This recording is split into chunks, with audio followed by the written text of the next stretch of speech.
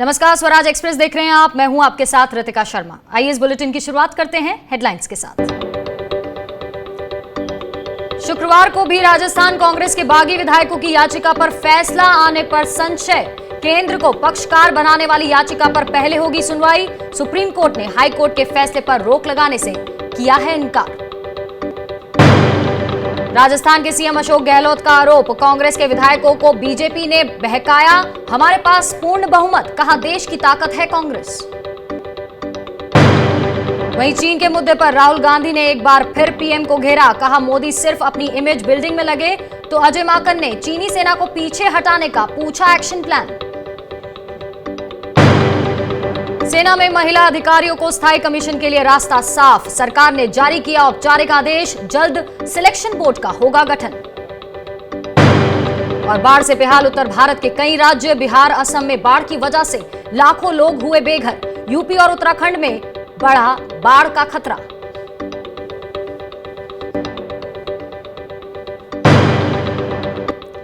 तो Rajasthan high court में शुक्रवार को कांग्रेस के बागी विधायकों की तरफ से दायर उस याचिका पर सुनवाई होगी जिसमें पूरे विवाद में केंद्र सरकार को पक्ष बनाने की मांग की गई है। कांग्रेस के बागी विधायक पीआर मीणा ने हाई कोर्ट में याचिका दायर कर मांग की है कि पूरे विवाद में केंद्र सरकार को पक्षकार बनाया। और पीआर मीणा ने अपनी याचिका में कहा कि अगर भारत सरकार को पक्षकार नहीं बनाया जाता है तो उनके हित प्रभावित होंगे। इस याचिका को शुक्रवार को हाईकोर्ट में सुनवाई के लिए लिस्ट किया गया है। इस याचिका पर शुक्रवार को सुबह 10 बजे सुनवाई होगी। वहीं राजस्थान में स्पीकर के नोटिस के खिलाफ बागी विधायकों की याचिका पर शुक्रवार को हाईकोर्ट का फैसला आने को लेकर संशय बना हुआ है। 21 जुलाई को हाईकोर्ट ने बागियों की याचिका पर सुनवाई के बाद फैसला सुरक्षित रख लिया था और यह फैसला शुक्रवार को सुनाया जाना था। लेकिन इसी बीच बागी विधायक पीआर मीणा ने हाईकोर्ट में पूरे मामले में केंद्र सरकार को पार्टी बनाने की मांग को लेकर याचिका दायर कर दी। शुक्रवार को पहले इस याचिका पर सुनवाई होगी और इस याचिका पर सुनवाई को देखते हुए स्पीकर के नोटिस के खिलाफ बागी विधायकों की याचिका पर फैसला आने को लेकर अभी संशय है।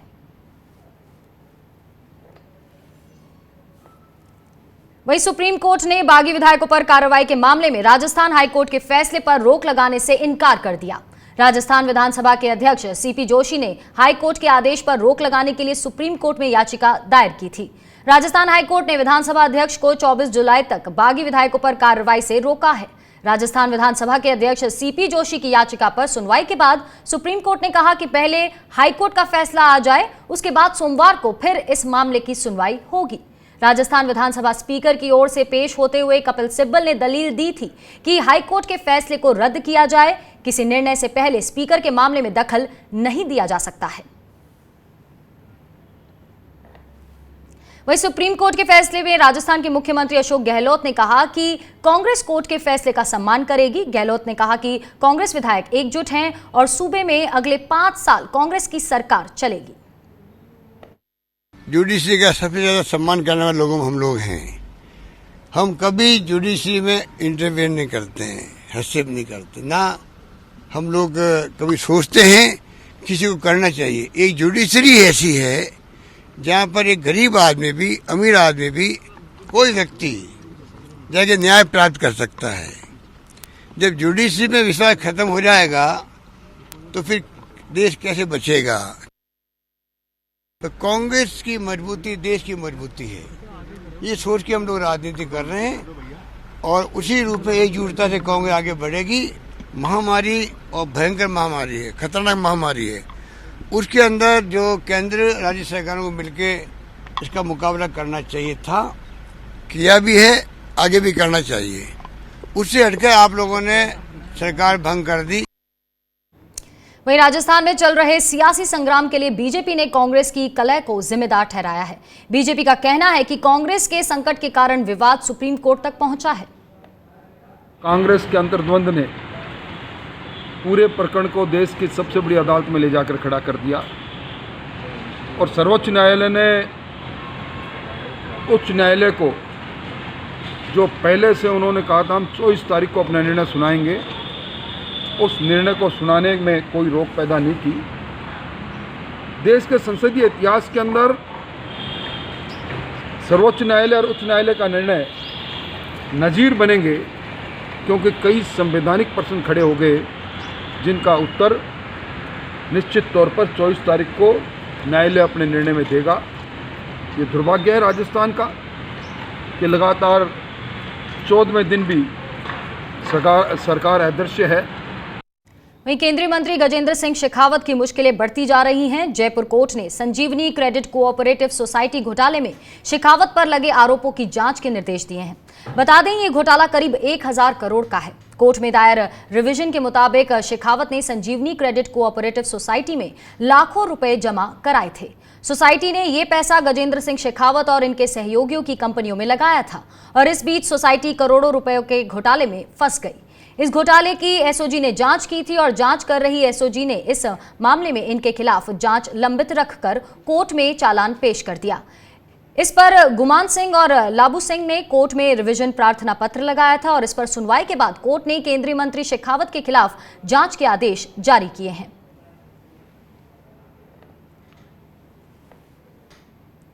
वहीं मध्य प्रदेश में कांग्रेस को एक और झटका लगा है। खंडवा जिले के मांधाता विधानसभा सीट से कांग्रेस के विधायक नारायण पटेल ने विधानसभा की सदस्यता से इस्तीफा दे दिया है। प्रोटेम स्पीकर रामेश्वर शर्मा ने विधानसभा से नारायण पटेल का इस्तीफा मंजूर कर लिया है। इसी के साथ मांधाता विधानसभा सीट खाली हो गई है। नारायण सिंह जी पटेल साहब ने 22 तारीख को मुझसे भेंट करके उन्हें अपना इस्तीफा दिया था। मैंने पटेल साहब से आग्रहपूर्वक कहा था कि एक बार सोचिए विचारिए फिर आप मुझे बताइए। तो आज वो 23 तारीख को पुनः उपस्थित हुए और पटेल साहब ने अपनी इच्छा व्यक्त की कि नहीं, जो मैंने आपको 22 तारीख को इस्तीफा दिया था आप मेरा इस्तीफा स्वीकार करें। मैं अपनी राजी खुशी से और इच्छा से विधानसभा पद से इस्तीफा दे रहा हूं, सदस्य पद से। और इस आग्रह के साथ आज मैंने उनका इस्तीफा उनकी राजी खुशी रजामंदी के साथ स्वीकार करूं।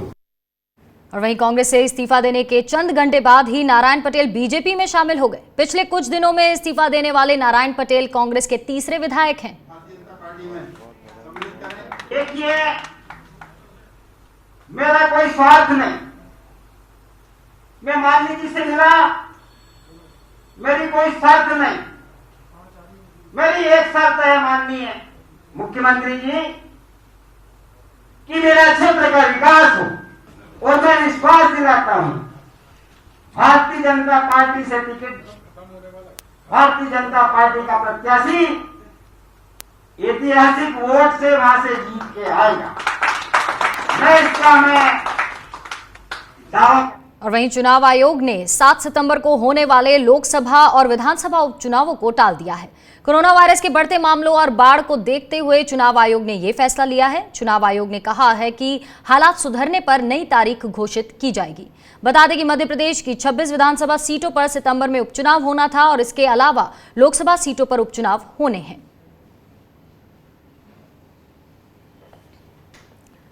वहीं मध्य प्रदेश में उपचुनाव टाले जाने पर विपक्ष ने सरकार को घेरा है। पूर्व मंत्री जीतू पटवारी ने ट्वीट करके कहा कि देश भर में भाजपा का ग्राफ गिरता जा रहा है। शायद इसी वजह से केंद्र के इशारे पर मध्य प्रदेश के उपचुनाव टाल दिए गए हैं। कोरोना संकट को देखते हुए ये निर्णय लिया गया है। कोरोना महामारी ने सरकार की तैयारियों की पोल खोल दी है। जनता सब देख रही है, इंतजार करें।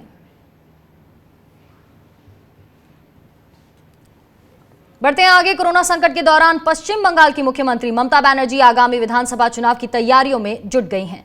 ममता बनर्जी ने अगले साल होने वाले विधानसभा चुनाव को लेकर पार्टी में बड़ा फेरबदल किया है। बताया जा रहा है कि पार्टी में नयापन लाने के लिए ममता बनर्जी ने युवा और नए चेहरों को जिम्मेदारी सौंपी है। पार्टी के सूत्रों के मुताबिक 21 सदस्यों की एक नई प्रदेश समिति और 7 सदस्यीय एक कोर समिति की घोषणा की है। पार्टी ने जिन नए चेहरों को जगह दी है उसमें लक्ष्मी रतन शुक्ला, पार्था प्रतिम रॉय, महुआ मोइत्रा को जिले का प्रभार सौंपा है।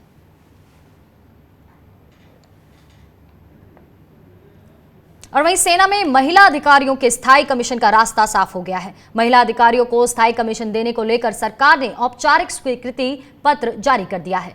अब इससे सेना में बड़ी भूमिका निभाने के लिए महिला अधिकारियों के लिए सशक्त मार्ग प्रशस्त हो सकेगा। ये जानकारी आपको बता दें भारतीय सेना के प्रवक्ता ने दी है और ये आदेश भारतीय सेना की सभी 10 स्ट्रीम्स में शॉर्ट सर्विस कमीशन की महिला अधिकारियों को स्थायी कमीशन देने के लिए है। यानी अब army air defence, signal engineer, army aviation aviation, electronics, mechanical engineering, army service corps, army ordinance corps और इंटेलिजेंस कॉर्प्स में भी स्थायी कमीशन मिल पाएगा। इसके साथ साथ जज and advocate general, army educational corps में भी ये सुविधा मिलेगी। वहीं सुप्रीम कोर्ट सोमवार को फाइनल एग्जाम कराने को लेकर यूजीसी की गाइडलाइंस पर सुनवाई करेगा। 31 छात्रों ने यूजीसी की गाइडलाइंस को कोर्ट में चुनौती दी है। छात्रों ने याचिका में कोरोना महामारी को देखते हुए परीक्षा रद्द करने की मांग की है। जस्टिस भूषण की बेंच इस मामले में सुनवाई करेगी। जस्टिस भूषण की बेंच पहले से ही इस मुद्दे से जुड़ी 2 अन्य याचिकाओं पर सुनवाई कर रही है। देश के 13 राज्यों और जम्मू कश्मीर की एक यूनिवर्सिटी के 31 छात्रों ने सुप्रीम कोर्ट में याचिका दाखिल कर अंतिम वर्ष के छात्रों की परीक्षाएं रोकने का अनुरोध किया है। चलिए बुलेटिन में यहां रुकेंगे एक छोटे से ब्रेक के लिए। आप बने रहिए हमारे साथ।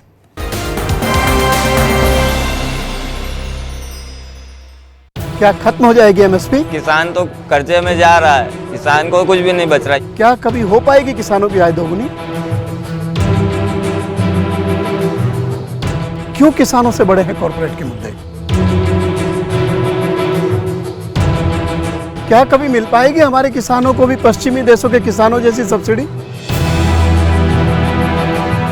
क्यों भारत में बढ़ रहे हैं अमेरिका और चीन के कृषि उत्पाद? क्यों किसान के लिए महंगा है कर्ज और कॉर्पोरेट के लिए सस्ता? क्यों कोई नहीं सुनता आवाज किसानों की? जुड़िए मेरे साथ हिंद किसान की बात स्वराज एक्सप्रेस पर।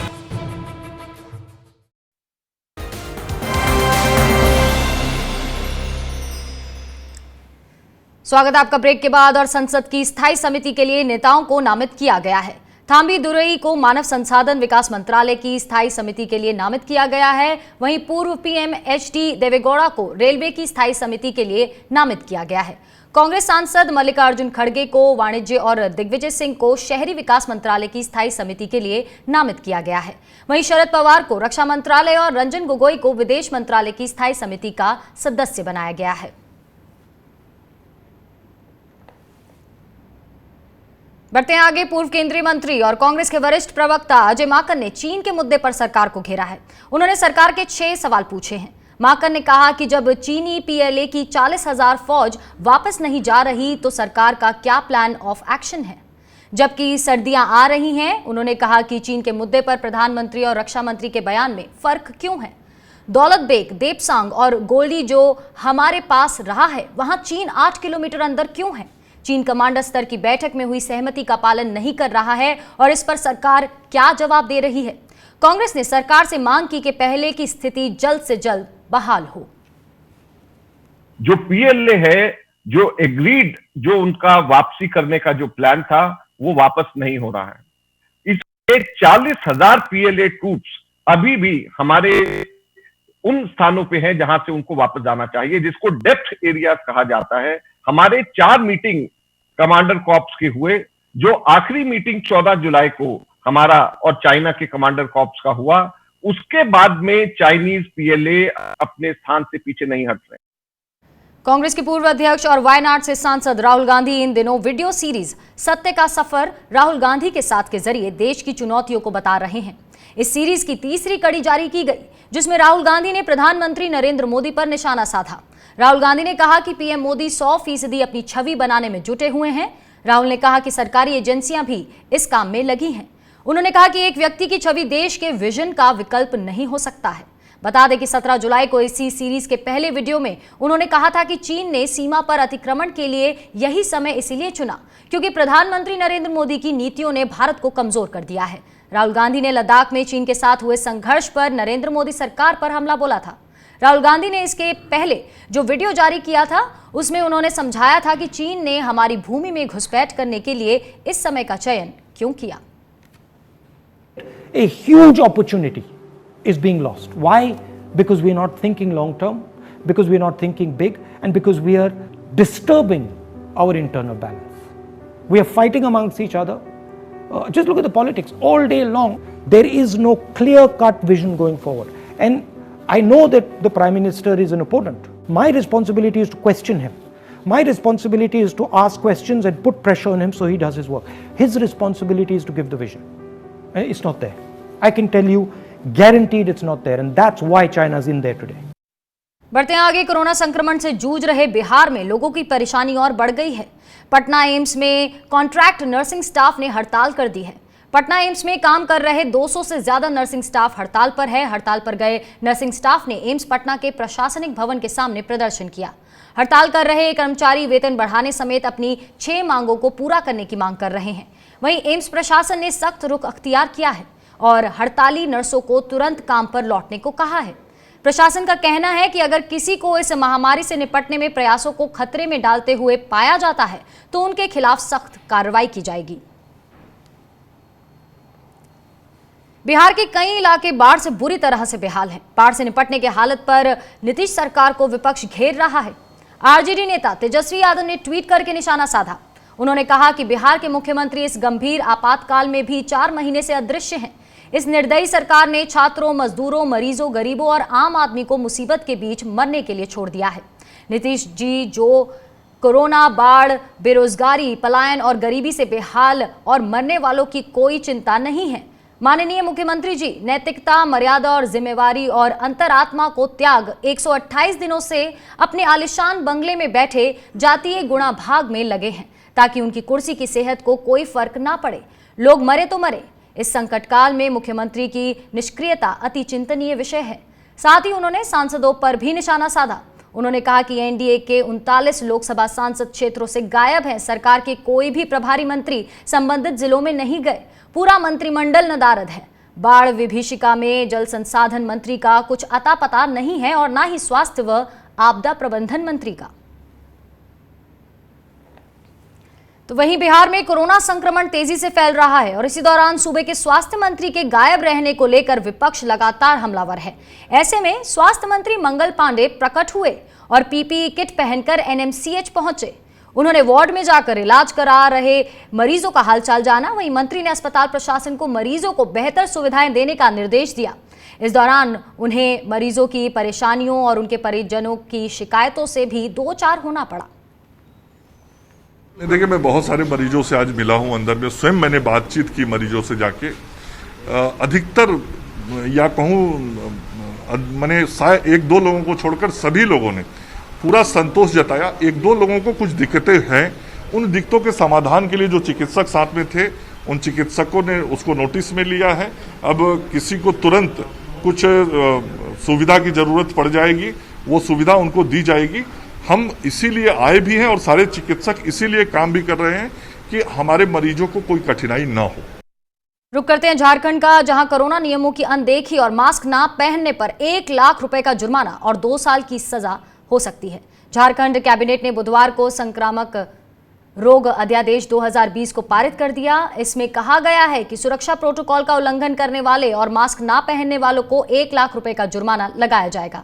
इसके साथ ही नए नियम के तहत अगर कोई नियमों का उल्लंघन या मास्क नहीं पहनता तो उसे 2 साल तक जेल में रहना पड़ सकता है। दरअसल झारखंड में कोरोना मरीजों का आंकड़ा तेजी से बढ़ता जा रहा है और इस वजह से अब सरकारी अस्पतालों में जगह नहीं है। सरकार ने फैसला किया कि अब प्राइवेट हॉस्पिटल्स और बैंक्वेट हॉल्स का इस्तेमाल अब आइसोलेशन वार्ड बनाने में किया जाएगा। देखिए, इसकी कानून में प्रावधान है और समय समय पर कभी कभी सख्ती करने की भी आवश्यकता पड़ती है और इसको लेकर के आज ये निर्णय लिया गया। और वहीं स्वतंत्रता दिवस समारोह को लेकर गृह मंत्रालय ने राज्यों और केंद्र शासित प्रदेशों को दिशा निर्देश जारी किए हैं। गृह मंत्रालय ने कहा है कि स्वतंत्रता दिवस के सभी कार्यक्रमों में ये ख्याल रखा जाए कि बड़ी तादाद में लोग ना जुटें। गृह मंत्रालय ने कहा कि कार्यक्रम को अच्छा और आकर्षक बनाने के लिए टेक्नोलॉजी का इस्तेमाल किया जा सकता है। दिशा निर्देशों के मुताबिक कोरोना महामारी को देखते हुए सभी जरूरी नियमों का पालन किया जाए। समारोह में सोशल डिस्टेंसिंग का पालन हो, सभी ने मास्क लगा रखा हो और जगह को अच्छी तरह से सैनिटाइज करना जरूरी है। वहीं भोपाल में कोरोना के बढ़ते संक्रमण को देखते हुए 24 जुलाई से एक बार फिर लॉकडाउन लगाया जाएगा। शुक्रवार की रात 8 बजे से 10 बजे दिन का लॉकडाउन रहेगा। वहीं आपको बता दें कि भोपाल में करीब 1.5 महीने बाद फिर से लॉकडाउन लगाया जा रहा है।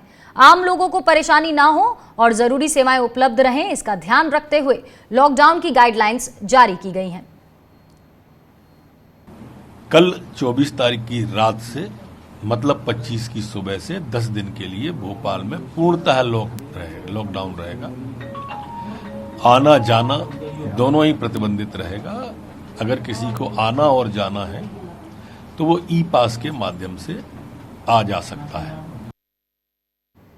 मध्य प्रदेश कांग्रेस विधायक आरिफ मसूद भोपाल में लॉकडाउन घोषित करने को तानाशाहीपूर्ण फैसला बता रहे हैं। उन्होंने राखी और बकरीद पर लॉकडाउन लगाने को जनप्रतिनिधियों से बिना सलाह मशवरा किए लिया गया गलत फैसला बताया है। ये अलोकतांत्रिक निर्णय है। बिना जनप्रतिनिधियों से चर्चा करे त्योहारों के ऊपर कोरोना का भय बताकर लॉकडाउन लगाना उचित नहीं है। इसका मैंने विरोध किया। सोशल डिस्टेंसिंग के साथ भी त्यौहार मन सकते हैं, तमाम WHO के बताए हुए मापदंड के साथ भी त्यौहार मन सकते हैं, लेकिन सिर्फ त्यौहार पर ही लॉकडाउन करना ये गलत निर्णय, जिसका मैंने विरोध करा। कौन कौन से त्यौहार अभी पड़ रहे हैं? जो मौजूदा 2 त्यौहार हैं, हमारा मुस्लिम समाज की बकरा ईद है और हमारे बाकी लोगों के लिए राखी का एक पर्व है। चलिए यहाँ रुकेंगे एक ब्रेक के लिए, आप बने रहिए हमारे साथ।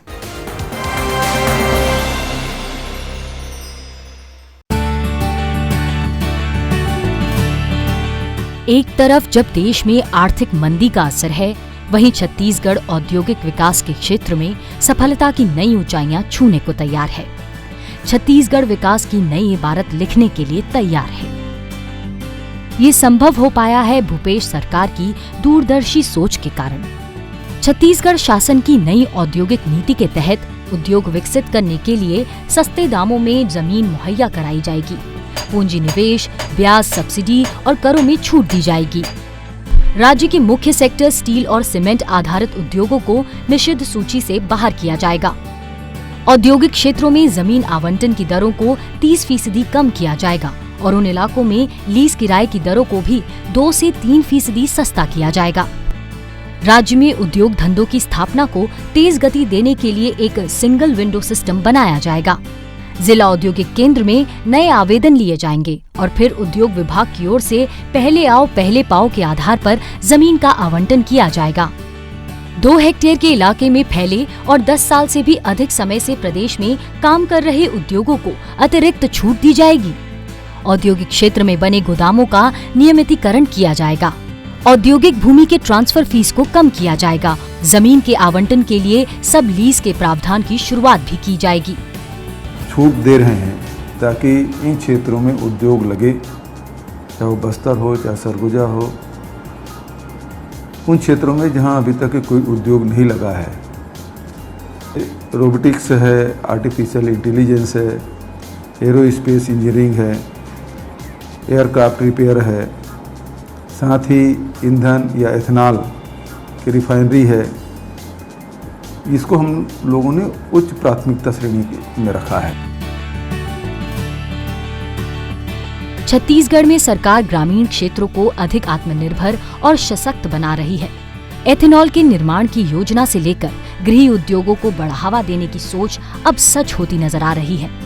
यही वजह है कि वैश्विक मंदी और कोरोना संक्रमण के बाद थमे बाजार के बावजूद छत्तीसगढ़ में विकास की गति थमी नहीं है। छत्तीसगढ़ में हम एग्रीकल्चर बेस्ड इंडस्ट्री की दिशा में आगे बढ़ने जा रहे हैं और उसमें हम लोग अभी हमारी प्राथमिकता एथेनॉल प्लांट की है और बहुत सारी लगभग 13 इकाइयाँ छत्तीसगढ़ में अपना प्लांट लगाने के लिए तैयार है। अब ये उद्योग विभाग उनके साथ चर्चा कर रहा है, एग्रीमेंट होगा, MOU होगा, उनके लिए ज़मीन चिन्हित किया जाएगा। उसके बाद इस दिशा में आगे बढ़ेंगे। गढ़बो नवा छत्तीसगढ़ के नारे के साथ छत्तीसगढ़ की भूपेश सरकार नया छत्तीसगढ़ गढ़ रही है। प्रदेश के लोगों में उम्मीद जागी है कि धान का कटोरा छत्तीसगढ़ औद्योगिक विकास में भी देश में अग्रिम पंक्ति में खड़ा नजर आएगा।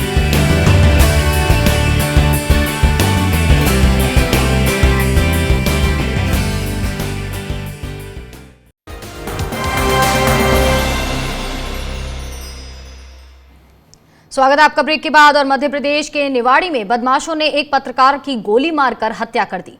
मामला जिला मुख्यालय से लगभग 35 किलोमीटर दूर पुत्री खेरा गांव का है। पत्रकार सुनील तिवारी हत्या मामले में पुलिस ने अवधेश तिवारी, नरेंद्र तिवारी और अनिल तिवारी समेत 7 लोगों के खिलाफ सेंदरी पुलिस थाने में मामला दर्ज कराया है। वहीं पुलिस का कहना है कि सुनील अपने भाई आशीष के साथ मोटरसाइकिल से अपने गांव पुत्री खेरा जा रहे थे और तभी गांव से कुछ पहले आरोपियों ने उन पर लाठियों से हमला कर दिया।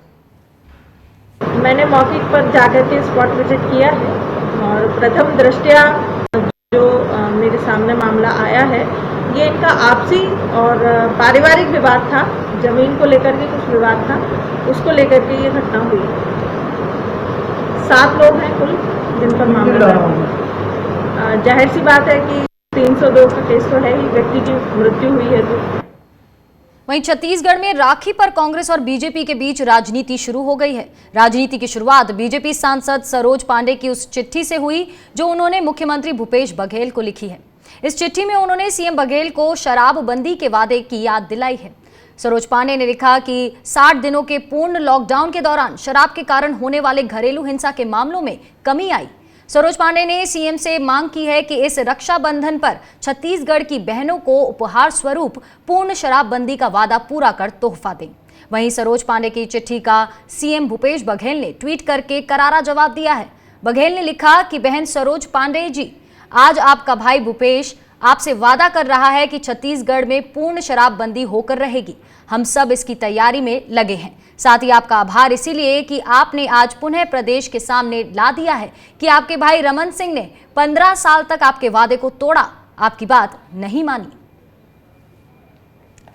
बढ़ते हैं आगे। देश के सरकारी बैंकों को 1.5 लाख करोड़ रुपए का चूना लगा है और इस बात का खुलासा आरटीआई के जरिए हुआ है। सूचना के अधिकार के तहत मिली जानकारी के मुताबिक पिछले वित्त वर्ष में धोखाधड़ी का सबसे बड़ा शिकार भारतीय स्टेट बैंक बना है। एसबीआई से 44,612 करोड़ रुपए की धोखाधड़ी का मामला सामने आया है। वहीं पंजाब नेशनल बैंक से 15,354 करोड़ की धोखाधड़ी हुई है।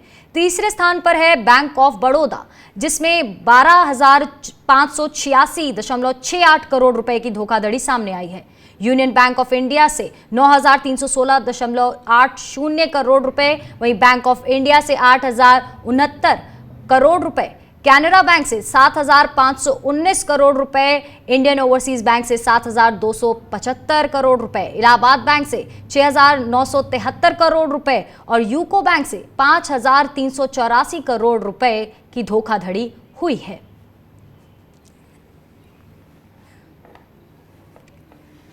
वहीं भारत के 2 राज्य असम और बिहार में भारी बारिश से जनजीवन अस्त व्यस्त हो गया है। दोनों राज्यों में हालात बद से बदतर हो गए हैं। भारी बारिश की वजह से लाखों लोग प्रभावित भी हुए हैं। बात की जाए असम की तो यहां पर 26 जिलों में बाढ़ का खतरा बना हुआ है। ब्रह्मपुत्र नदी अपने रौद्र रूप में है, वहीं बाढ़ ने सैकड़ों गांवों को अपनी चपेट में ले लिया है।